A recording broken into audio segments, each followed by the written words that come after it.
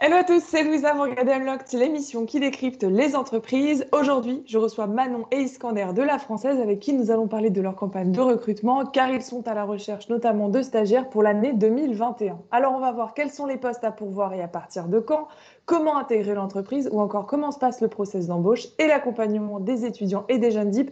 Mais avant cela, chez vous, si vous voulez retrouver davantage de contenu, vous pouvez vous abonner à notre page YouTube ou nous suivre sur notre Insta en tapant jobteaser_fr. Vous regardez Unlocked et on passe tout de suite au Pitch Milat. Bonjour Manon, bonjour Iskander. Salut Bonjour Louisa. Louisa, Comment allez-vous? ça Super. va, nickel. Alors, pour vous présenter, Iskander, tu es Digital Marketing Deputy Manager. Exactement. Et quant à toi, Manon, tu es responsable recrutement. Et tu sais ce qui t'attend. Ton challenge, ça va être de nous pitcher la française en 1 minute. Alors, est-ce que tu es prête? Ouais, je suis prête. Fais quand tu veux. Alors déjà, la Française, je précise, c'est pas la Française des Jeux. C'est une société de gestion d'actifs qui est née il y a 45 ans du rapprochement de la Française des Placements, qui gérait des actifs financiers, et de l'Union française de gestion, qui gérait des actifs immobiliers. Alors, nous films des détours, mais aujourd'hui, c'est toujours nos deux piliers d'activité, l'immobilier d'un côté et les actifs financiers de l'autre. Concrètement, c'est quoi gérer des actifs? Alors, c'est investir dans des actifs qui peuvent être des actions, des obligations, des immeubles, même des PME. Parce que nous, en tant que société, on pense qu'ils se valoriseront ou que notre bonne gestion pourra faire en sorte qu'ils soient valorisés. Ensuite, on propose à des clients, qui peuvent être institutionnels ou particuliers, de placer leur argent, en général dans des fonds qui contiennent ces actifs. Notre métier, c'est donc de faire fructifier le patrimoine de nos clients et c'est pour ça qu'on dit qu'on gère pour compte de tiers. La Française est présente à l'international depuis 2010. Ça veut dire être présent à travers des actifs, à travers des clients, mais aussi à travers des collaborateurs. En tout, aujourd'hui, on est 550, majoritairement en France, mais présents sur vraiment partout à l'international. On a plus de 50 milliards d'euros d'actifs sous gestion et un actionnaire qui est le Crédit Mutuel Nord-Europe. Comment on fait notre métier? Parce que c'est important. Je dirais qu'on le fait imprégné des valeurs d'innovation et d'esprit entrepreneurial qui sont chères au groupe. Money One est un exemple, ou Newton Square, mais il y en a d'autres à la française. Et de plus en plus, on le fait imprégné de la notion de sustainable investment qui se retrouve à travers toutes nos activités. Merci Manon. Et quand on s'est eu au téléphone pour préparer cette émission, vous l'avez dit tous les deux au sein de la Française, chaque équipe accueille régulièrement des stagiaires, des alternants pour les former et les accompagner vers leurs projets professionnels. Et pour ça, vous leur confiez, et vous me l'avez dit, des missions responsabilisantes, que ce soit sur vos activités cœur de métier, des fonctions de développement ou encore de support. Et on va voir tout de suite les profils que vous recherchez, mais surtout ce que vous proposez aux étudiants et aux jeunes diplômés. Et on voit ça tout de suite en détail. Alors Manon, est-ce que tu peux nous dire les types de profils, de diplômes ou de formations que vous recherchez? Ouais. Alors, on recherche de tout, hein, parce que c'est vrai qu'on est une société de gestion d'actifs, donc on fait de la finance et de l'immobilier, mais on a, comme tout le monde, des fonctions support, donc vous pouvez venir vraiment de partout. Après, majoritairement, ce qu'on va rechercher, c'est des étudiants d'école de commerce ou des universitaires qui auraient une spécialité en finance, ou alors des personnes qui viennent d'écoles d'ingénieurs pour nos métiers risques, IT, ingénierie financière, et qui ont fait une spécialisation en mathématiques appliquées. Après, on recherche aussi souvent, parce que c'est des métiers qui se développent pas mal chez nous, des étudiants qui viennent du marketing digital ou de la communication digitale. Et Iskander, vous recrutez à partir de quel niveau d'études? Généralement, on recrute à partir du Master 1, donc ça va être Bac+4 ou Bac+5. Et quel type de poste? Parce qu'on a parlé des stagiaires alternants, mais c'est plutôt quel type de poste? Ouais, ça va être des postes, ça va être des postes soit dans la gestion d'actifs, dans l'investissement immobilier, dans le fonds de management, dans la stratégie corporate, dans le développement informatique. Donc ça dépend réellement des besoins ponctuels de l'entreprise. Et c'est plutôt stage de fin d'études ou de césure? Ou les deux? Ça peut être les deux, stage de fin d'études, césure et du coup alternance aussi. Et alors, Manon, donc là, Iskander a évoqué les postes qui étaient proposés, les postes proposés en fonction des besoins, comme il le disait. Les postes sont disponibles à partir de quand? Ben là, dès janvier, ils seront disponibles, hein, pour la plupart. Après, on s'adapte aussi aux périodes de stage des étudiants. Donc, sur tout le premier semestre 2021, on va avoir, ça va s'échelonner, hein, les intégrations de stagiaires. Mais c'est vrai qu'on a des pics en janvier et après, on en aura un autre en juin-juillet aussi. Et il existe tout type de profil hein, sur le marché des étudiants, des jeunes diplômés. Iskander, est-ce qu'il y a des prérequis pour intégrer la française? Alors, les prérequis, je dirais que ce serait plutôt l'appétence pour l'environnement financier, immobilier. Même quand on est recruté au service digital ou communication, on aime avoir des étudiants qui sont à minima intéressés par le secteur dans lequel ils vont travailler. Puis après, on recherche surtout des soft skills, donc ce sera plutôt des valeurs qu'on recherche, celles de la française, donc ce sera plus l'esprit d'équipe, l'ouverture d'esprit, la curiosité, l'envie d'apprendre, plutôt que des compétences techniques à proprement parler. Donc, c'est faut adhérer aux valeurs.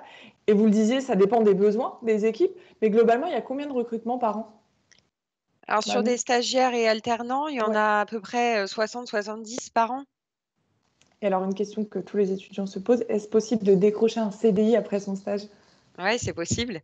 C'est possible, ça concerne à peu près tous les ans environ 10% des étudiants qu'on accueille. Donc, ça arrive. Après, il faut avoir de la chance, c'est sûr. Il faut avoir une opportunité qui se présente au moment où on termine son stage, un budget qui est débloqué. Et puis, il faut aussi avoir un peu de talent pour qu'on ait envie de vous intégrer. Et une autre question que tous les étudiants se posent, c'est quelle est la fourchette salariale pour un stagiaire au sein de la Française? Alors, on n'est pas dans les logiques de respect des grilles légales. Ça dépend un peu de votre niveau d'études parce qu'on considère qu'on valorise aussi l'expérience des stagiaires et alternants qui nous rejoignent. Mais en gros, on est plutôt attractif par rapport au marché. Voilà. Et avant de rejoindre la Française, il faut passer par le process d'embauche. Iskander, est-ce que tu peux nous en dire un mot, nous dire comment est-ce qu'il se passe? Alors, je pense que tout dépend de la personne qui recherche réellement un stagiaire, mais généralement, le process est assez court. En tout cas, chez moi, les RH font un premier entretien par téléphone, donc pour un peu juger l'appétence de la personne pour le poste en question. Puis après, on passe à l'entretien physique. Bon, en ce moment, avec les conditions sanitaires, ce sera plutôt de la visio. J'espère pour pas très longtemps. Et puis après, dans l'entretien physique, généralement, certains font passer un exercice pratique. D'autres demandent de faire un résumé par mail suite à l'entretien. Donc, tout dépend de la personne qui recherche l'alternant ou le stagiaire. Mais voilà, n'hésitez pas à demander quels sont les next steps, quels sont les usages de l'entreprise pour être sûr du processus. Et pour qu'on comprenne un peu mieux ce qui se passe au sein de la Française, est-ce que tu peux me donner des exemples de missions que tu confies aux nouveaux arrivants, par exemple? Ouais. Moi, à l'image de mon arrivée à la Française, on m'a mis directement dans le bain, dans les conditions réelles. Donc, j'aime aussi mettre le stagiaire et l'alternant dans ces conditions-là. Donc, par exemple, sur le digital, je confie très rapidement des responsabilités comme l'analyse des données web et la présentation lors de comités avec diverses équipes transverses, des équipes projets. Donc, directement en comité, on présente à l'oral les datas du mois. C'est très formateur comme exercice. Ça permet à l'étudiant d'être à l'aise à l'oral, d'être intégré dans l'équipe également et de travailler avec nombreuses personnes. Est-ce que tu sais globalement combien de jeunes diplômés intègrent ton service? Globalement. Globalement, on en a aujourd'hui 3-4 dans le service de marketing digital. Donc ouais, on est assez friand de stagiaires et d'alternants. Parce que j'allais te demander, tu me vois venir, la moyenne d'âge au sein du service digital, par exemple. On est assez jeune dans le service marketing digital. On tourne autour de 30-33 ans. Peut-être que pour certains, ça c'est déjà assez vieux, mais ouais, on a une assez bonne ambiance et c'est assez agréable de travailler avec nous. Globalement, Manon, de recevoir 60 étudiants par an, je parlais de la moyenne d'âge à Iskander, 60 étudiants par an, ça donne un effet de nouveauté sans cesse, de renouvellement. Oui, c'est sûr. Oui, ça donne un effet jeune, ça fait un peu vieux de dire ça, mais oui, c'est sûr que ça rajeunit nos locaux. Déjà, rien que par rapport à l'ambiance, on va dire sur site, mais aussi en termes de, et ça c'est hyper important parce que je le disais, là, il y a la valeur innovation qui nous tient à cœur à la Française. Et en fait, le fait d'avoir des personnes qui sont à la fois en formation et imprégnées un peu d'autres dimensions intellectuelles et qui reviennent après nous les remettre dans l'entreprise. Pour ça, c'est intéressant pour nous, vraiment. On se fait un peu challenger tout le temps. Et donc 60 étudiants à peu près par an, il y a forcément les phases d'intégration. En ce moment, j'imagine qu'elle est plutôt digitalisée, cette intégration. Est-ce que tu peux nous en dire quelques mots, Manon? Alors, c'est vrai que l'intégration, bon, elle démarre le premier jour. On maintient un accueil par le tuteur du stagiaire ou de l'alternant sur site. Pour nous, c'est important qu'il y ait quand même 24-48 heures de vraiment intégration physique. Et après, dans notre process d'intégration, effectivement, on a réussi à digitaliser une partie. Donc, il y a un échange avec une gestionnaire paye qui permet de répondre à toutes les questions administratives qu'on se pose quand on arrive dans une entreprise, qui peut se faire à distance. Et on met également en place une matinée d'accueil. Alors avant, c'était en présentiel, c'était sympa parce qu'on partageait un petit déj et qu'on avait des icebreakers qu'on pouvait faire en présentiel, c'était quand même plus sympa. Mais on arrive quand même à se débrouiller pour le faire à distance. Et donc, oui, tu voulais ajouter quelque chose? Non, c'est tout. Non, parce que j'allais dire, quand vous accueillez les stagiaires et les alternants, vous leur donnez un nom et c'est la communauté des Bluebuds. Alors, est-ce que tu peux me dire à quoi fait référence ce terme? Alors, buds, ça veut dire en anglais bourgeon, jeune pousse. Ça fait aussi référence à buddy, qui est le pote en anglais. Et blue, c'est la couleur de la française. Et après, c'est peut-être moins heureux, mais le bleu, c'est aussi le débutant. Donc voilà, blue buds, c'est nos jeunes pousses de la française, nos jeunes étudiants. On les met en communauté et c'est vrai que ça leur permet de se rencontrer déjà pour avoir des moments conviviaux entre eux. Et puis, ça permet également de mieux connaître la structure parce qu'en fait, ils se parlent entre métiers. Et ça, c'est assez enrichissant. Et ça leur permet aussi d'identifier des référents RH puisque les alternants ou alternantes qui travaillent en ressources humaines sont leurs référents dans la communauté. Et ça commence du coup, à créer pour eux un réflexe un peu de collaborateur envers les RH si jamais il y a des sujets ou voilà, des partages d'expériences. Et une fois qu'ils sont intégrés, comment se passe leur accompagnement et la relation avec le manager? Iskandar, tu peux nous en dire un mot? Ouais, alors du coup, le tuteur est la personne responsable du stagiaire, et puis ensuite il est totalement intégré dans l'équipe, il a son N+1, son N+2. Donc entre stagiaire et tuteur, c'est plus une relation de confiance qui va être mise en place. Donc je t'aide, je te fais transmettre des savoir-faire, des savoirs, et toi en retour, tu m'aides dans les missions et dans les tâches qu'on te donne. Donc après, le stagiaire est tout aussi important que les autres personnes de l'équipe. Il est totalement intégré dans les réunions, dans les points, dans les échanges d'équipe. Donc voilà, il fait partie intégrante de l'équipe dans laquelle il est intégré. Et ça, c'était pour parler de l'accompagnement, donc la relation stagiaire-tuteur. Mais Manon, comment est-ce que vous les accompagnez, les jeunes, dans l'évolution de leur carrière au global? Oui, après, si on les intègre, c'est vrai qu'assez rapidement, ils peuvent bénéficier de toute notre politique RH, donc qui est assez orientée sur la mobilité et l'évolution professionnelle. Quand je parle d'évolution professionnelle, c'est vrai que nous, la française, on a une stratégie qui s'appelle opportuniste. Donc, on change, nos métiers, ils évoluent un peu régulièrement avec nos activités. Et en fait, même si on ne change pas de métier, on change de contenu de métier très souvent chez nous.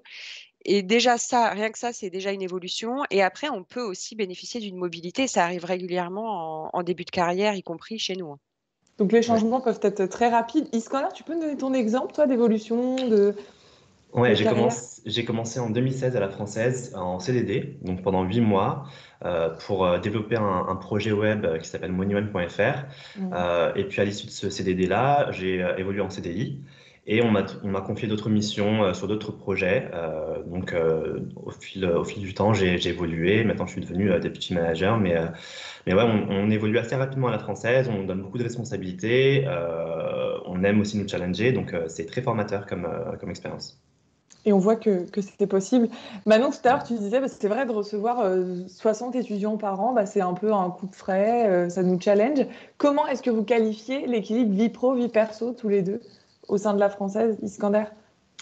Je pense qu'on fait vachement attention à cet équilibre-là, surtout en ces temps actuels. On essaie de faire en sorte que l'équipe se porte bien, que tout le monde soit dans les meilleures conditions pour travailler. Le service IT a été hyper réactif pour mettre en place le télétravail. Donc, vraiment bravo pour cette réactivité-là. Et puis après, en temps normal, la française est située dans des locaux flambant neufs. On est situé à proximité du jardin de Luxembourg. Donc, pour les pauses déj, c'est hyper pratique. Donc, on est à boulevard Raspail, à Paris, boulevard Raspail, près de Montparnasse. Donc, on a le métro à proximité, très bien desservi par les transports. Donc, ouais. Donc un beau cadre de travail. Un Maintenant, très il y a beau d'autres cadre. choses qui sont mises en place au sein de la Française. Oui, il y a une association sportive qui fait vraiment du bien, je trouve, et qui fédère un peu autrement déjà les équipes. Et puis, enfin, en fait, c'est pas, nos salles de sport sont pas accessibles en libre service, mais on a des cours de sport qui sont proposés tous les midis et tous les soirs quasiment, et pas mal de matinées également. Il y a de la boxe, il y a du yoga, il y a de l'entraînement physique général, mais il y a aussi de la chorale ou voilà, des studios de musique. Donc ça fait, Sympa. enfin, c'est Mm. ramener un petit peu de perso dans le pro, mais c'est vraiment un plus, je trouve. Et on espère pouvoir retourner au bureau assez rapidement. Oui, et que Alors, ça puisse se faire. on parlait de culture d'entreprise. Maintenant, on va faire un focus sur les règles de vie en entreprise. Je vais vous dire d'où ou dont. Ça va être à vous de me répondre le plus vite possible. Est-ce que vous êtes prêts? Ouais. Ouais. Allez, on voit ça en détail. Alors, première question. D'où ou dont apporter des croissants pour son anniversaire? D'où You. on met même la pression pour. Ok, ça c'est bien noté. D'où ou dont fêter son pot de départ sur le rooftop? D'où You. aussi. Pareil, pression. D'où ou dont faire du sport? D'où il y en a D'où. beaucoup qui en font, ouais. Ouais. C'est possible. Je viens de le dire, Manon. Alors, ça, vous avez dû expliquer, mais d'où ou dont apprivoiser des abeilles? D'où. Ça dépend pour qui. Mais Ouais, d'où on a des ruches sur notre rooftop. Et alors, on ne pouvait pas les apprivoiser, mais on a on a des apiculteurs. Hein. C'est pas nous qui allons de manière volontaire. Mais vous pouvez visiter les ruches. Enfin, il y a des visites de ruches qui sont faites. C'est assez sympa. Sympa. D'où ou dont porter une tenue décontractée en entretien? Ça dépend de ce qu'on appelle tenue décontractée, je dirais. Donc, on va dire que c'est plutôt un quoi? Un d'où, un dont ou un d'où dont? Un doudonte. Prudente, parce que vous n'êtes pas obligé d'être en costume, par exemple. Ouais. Mais il faut que le décontracté soit quand même habillé, on va dire. Donc, pour un garçon, par exemple, c'est quoi? C'est jean, chemise, basket pour l'entretien? Ou pas de basket? Pas de basket pour moi. Ouais. C'est risqué. C'est risqué, ouais. Donc, pour l'entretien, on va dire chaussures Mm. traditionnelles, quoi. Pantalon et chemise. Voilà, vous pouvez être en chino et en chemise, mais Mm. mm. Et en entreprise? Dans la vie de tous les jours? Ouais, Oh, là, le dress code Ouais, plutôt décontracté. Enfin, pour c'est moi, plutôt en tout cas, décontracté. ouais. Après, effectivement, si vous voyez des clients ou des candidats, ça peut être différent, mais entre nous, c'est décontracté. Il faut s'adapter en fonction si c'est au client ou au bureau. Ouais. D'où ou dont tutoyer en entretien? Donc, sauf si on vous l'autorise. Ouais. Donc, pas avec les RH en tout cas. C'est clair. Super. D'où ou dont exprimer son avis quand on est stagiaire? D'où, D'où. Alors, carrément. est-ce qu'il y a un bon moment pour exprimer son avis? Est-ce que, par exemple, quand on intègre l'entreprise au bout d'une semaine, c'est trop tôt? Et comment le faire? Je pense que c'est jamais trop tôt pour le faire. Il faut juste avoir la bonne approche. Mais moi, j'encourage toujours les stagiaires et alternants à le faire parce que ça prouve que le stagiaire enfin, l'étudiant est curieux, et cherche à comprendre l'environnement dans lequel il évolue. Donc, c'est toujours vu positivement. C'est le plus le côté donneur de leçons qui peut être mal pris. Oui, Mais quand donner son avis, c'est pas du tout un problème. D'où ou dont dire qu'on ne sait pas durant l'entretien? À d'où. d'où. Alors, qu'est-ce qu'il faut savoir au minimum pour se préparer à l'entretien? Connaître au moins les verticales, les grandes verticales de l'entreprise, les grandes activités dans les grandes lignes, et puis savoir dans le projet dans lequel on va postuler. Je pense Ça, que c'est le minimum. c'est le Oui. minimum, ouais. D'où ou dont dire qu'on ne sait pas durant l'entretien, on vient de le voir. D'où ou dont utiliser les réseaux sociaux pour postuler. D'où? D'où. Alors, Ouais. Manon, c'est quel réseau? Bah, on est présent sur LinkedIn, sur DocFinance, sur Job Teaser, sur Welcome to the Jungle. Donc oui, on est présent un peu partout. D'où ou dont parler négativement de son ancien employeur. Nantes. Alors, comment faire quand on a vécu une mauvaise expérience professionnelle, mais qu'il faut en parler? Non, effectivement, c'est plus le côté critique à tout prix Ouais. c'est dans ce biais-là qu'il faut pas tomber. Après, on peut ne pas avoir eu de chance et avoir eu un accident de parcours et évidemment, il faut le partager parce que ça se sent de toute façon. Mais il faut pas remettre ses propres échecs sur le dos de son employeur précédent. Voilà, c'est ça qu'il faut pas. Il faut surtout C'est pas là-dedans faire. qu'il faut pas tomber. D'où donc exprimer une frustration à son manager. D'où je D'où. pense que ça permet aussi au manager de se remettre en question, d'évoluer aussi dans sa manière de tutorer, donc Ouais. C'est il n'y a pas donnant-donnant. de souci. Ouais. D'où donc demander des points réguliers à son manager. D'où D'où ou donc prendre des notes durant l'entretien. s'il vous plaît. D'où. Ah oui, c'est important pour Ouais. toi, Ismaël. Pour moi, c'est important, ouais. Ça Ouais. prouve qu'on est intéressé par ce qu'on est en train de dire, de vivre, et ça permet aussi de retenir.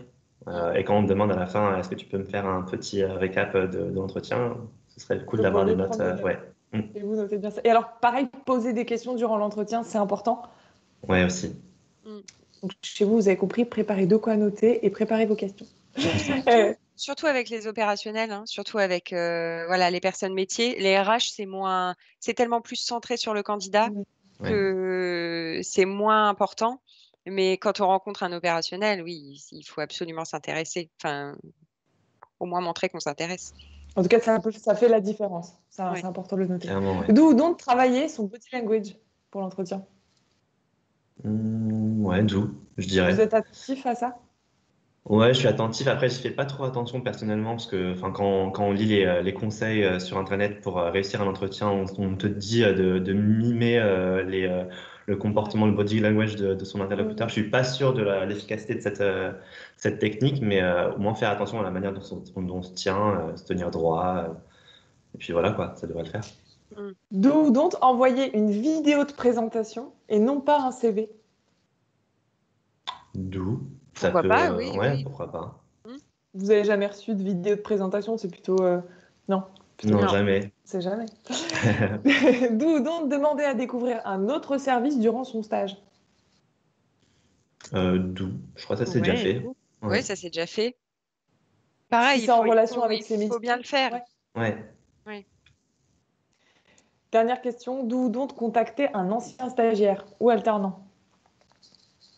Ça dépend pourquoi. Ouais. Mais d'où? Ouais, d'où? C'est pas interdit. Pour se renseigner sur l'entreprise, savoir comment il a vécu son stage. Ouais, Pareil, carrément. est-ce que vous leur recommandez de vous écrire directement sur LinkedIn pour vous poser des questions, peut-être montrer leur intérêt? Vous recommandez de le faire Ouais, moi je le recommanderais, ouais. ou pas du tout? Ouais, Hmm. ça peut être quelque chose Ça qui me va leur poserait donner. pas. Ouais, ça me poserait pas Alors, trop. il nous reste. Manon, toi, pareil, de ton côté, tu penses que c'est intéressant de leur recommander de vous envoyer des questions en amont, de se renseigner peut-être? Oui, pourquoi pas. Après, nous, côté RH, on a moins le temps de traiter tout ce volume-là avec tous les candidats, mais après, peut-être un tuteur ou un futur manager qu'on a rencontré, oui, pourquoi pas. Ça peut être Ouais. intéressant. Bon, alors maintenant, il va nous rester 3 minutes ensemble. Ça va être votre mot de la fin. Et pour ça, on passe au last but not least. Alors, Iskander, Manon, votre mot de la fin, qui veut commencer? Je t'en prie, Manon. Alors moi, je vais commencer, mais ce que j'avais envie de partager, c'est une vidéo justement qui a été faite par Job Teaser chez nous, donc je vous laisserai la découvrir après. Mais je trouve qu'elle reflète bien à la fois la vie dans nos locaux, et moi ça me fait bizarre en la revoyant parce qu'on n'a plus cette vie-là en ce moment, et je me dis en fait c'était très convivial et c'était très sympa, et ça montre aussi très bien la place assez centrale qu'on donne aux étudiants qui nous rejoignent. Iskander, ton mot de la fin? Mon mot de la fin, bah, chez la Française, c'est un esprit de famille qui est agréable à retrouver. C'est vraiment une bonne école. C'est une entreprise qui est très formatrice. Moi, j'aurais personnellement adoré faire un stage à cette époque-là chez la Française. Donc, venez avec plaisir. On sera ravis de vous accueillir. Ouais. Et chez vous, vous pouvez retrouver toutes les offres sur le site Carrière de la Française. Vous avez juste à taper careers.la-française.com ou sur jobteaser.com. Iskander, Manon, merci beaucoup de nous avoir partagé les coulisses de la Française. Merci, Louisa. Merci Louisa. Et comme Manon, tu le disais, chez vous, à vous laisser sur cette vidéo, vous allez voir le témoignage de Brian, qui est assistant conseiller gestion privée, qui nous parle de son quotidien et de la communauté des Bluebuds, dont tu parlais juste avant, Manon. À très bientôt. Merci, à très bientôt. Merci. Et chez vous, on se donne rendez-vous très vite pour un nouveau live. Moi c'est Brian, j'ai 24 ans et je suis assistant conseiller en gestion privée en alternance chez La Française. Tu me suis au boulot? Je me lève toujours tôt pour faire du sport et ça me met en jambes pour la journée.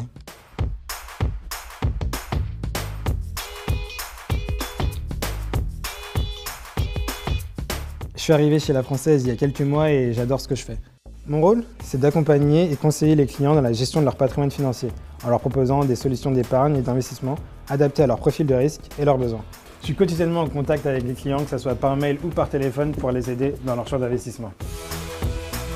C'est un métier qui couvre plusieurs aspects. Il faut avoir une bonne connaissance des marchés financiers, de l'univers juridique et fiscal, mais surtout être à l'écoute du client et de ses besoins. J'apprends énormément et j'adore ça. Dès le départ, j'étais très bien intégré par mon équipe et mon tuteur avec qui je travaille, mais aussi les RH et les Bluebuds. Les Bluebuds, c'est quoi? C'est une communauté qui regroupe tous les nouveaux arrivants, alternants, stagiaires, de différents départements. L'idée, c'est de se rencontrer, d'échanger sur nos métiers, mais aussi d'intégrer les nouveaux et de ne pas se sentir seul. Et c'est très cool de pouvoir se reposer sur cette communauté. J'ai tout de suite été mis dans le bain. Le statut de stagiaire alternant n'est vraiment là que sur le papier. Si tu montres que tu vas apprendre plus, on te laisse faire et on t'accompagne. On est 600 à La Française, mais j'ai l'impression d'être dans une start-up. Tout le monde se tutoie et il n'y a pas de clivage entre les hiérarchies. Les locaux sont aussi très agréables et ça, c'est un vrai plus. Je n'ai jamais rencontré ici le Parisien stressé qui fait la tête. Et mes potes en sont un peu jaloux. J'échange autant sur la vie pro que sur la vie privée et dès qu'on a besoin de quelque chose, on n'hésite pas à t'aider. Et ça, c'est top.